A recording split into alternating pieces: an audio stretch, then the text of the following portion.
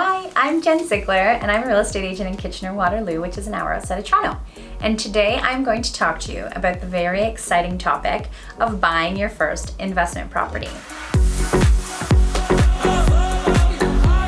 Since the time I started into real estate, I wanted to be an investor and I wanted to own my first rental property. So I had an 8x10 over top of my desk that said, I will be an investor by the time I'm 30. And I bought my first rental property when I was 27, and I was so excited about it. And it was just a flurry and multiple offers, and my husband was at home, and I've come flying home, and I'm like, we're buying this property, like, let's go, get in the car. And he's like, I'm literally making dinner. I'm like, turn it off, we're going. And we rush over to this property. There's 3 other cars sitting outside. My husband is just signing like all these paperwork, like, Jen, I can't even handle this.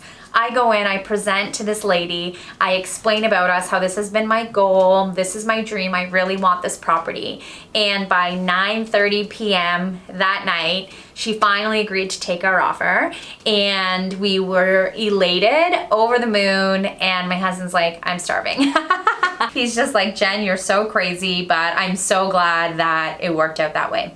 I deal with a lot of investors, and I just find that first one is so exciting, and they're all exciting, but there's a lot of different things that you want to look out for and things that are going to make sure it's going to be like an advantage to you, and ways to sort of minimize your risk. So first thing to kind of consider is, are you in a location where the real estate lends the possibility to be able to carry the cost? So yes, rent is expensive, but certainly in my area, there's been a large boom in terms of the cost and affordability of real estate properties. So now what you'd need to buy a property for, once you factor in your property taxes and the carrying cost of the property, it's very challenging to be able to make a monthly return based on what you're renting it for, because sometimes it's pricing you out of the rental market.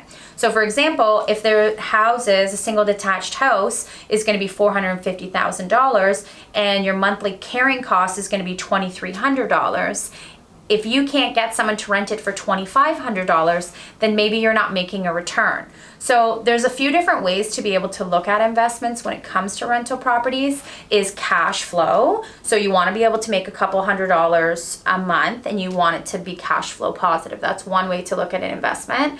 The other thing is long term. So, okay, maybe I don't make cash flow regularly, but I know this property is going to appreciate in the next 10 years. The other thing also to consider is that if someone else is paying you rent, they're also paying your mortgage. So although you may not be making the cash flow you want every month, or you're making $100 or whatever it is you're going to make a month, it's also going to continue to pay off that property throughout the year. So in 25 years, you now owe it mortgage free, and you haven't been paying that mortgage. So there's a lot of different things to consider. I don't want to make it seem like it's the easiest thing. It is a job. It is not free money, and it is expensive, and it comes with risk.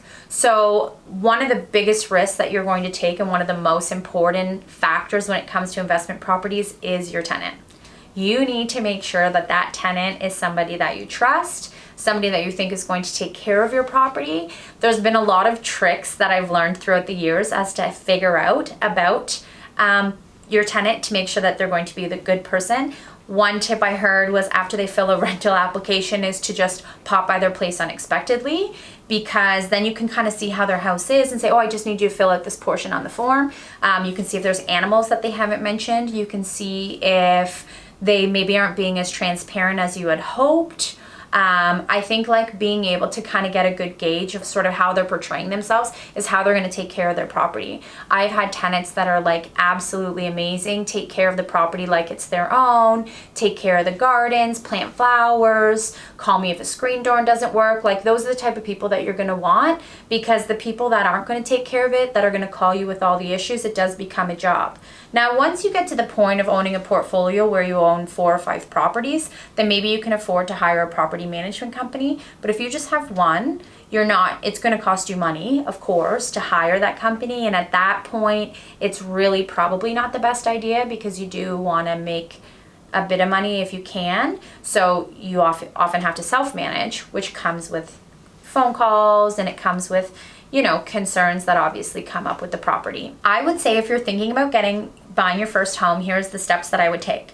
First of all, start setting your money aside to save up for your down payment for your home. When it comes to mortgage rules, it's very different when you're buying an investment property versus when you're just buying your primary residence. So sit down with the bank or the mortgage broker, figure out how much it's going to cost you.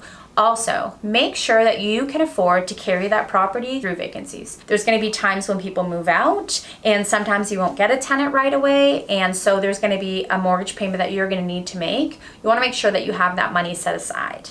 You also don't want to just take a tenant so that you don't lose a month of income, because if they're not the right fit, it's going to be more of a headache to get them out. In Ontario, you can research the Landlord and Tenancy Board.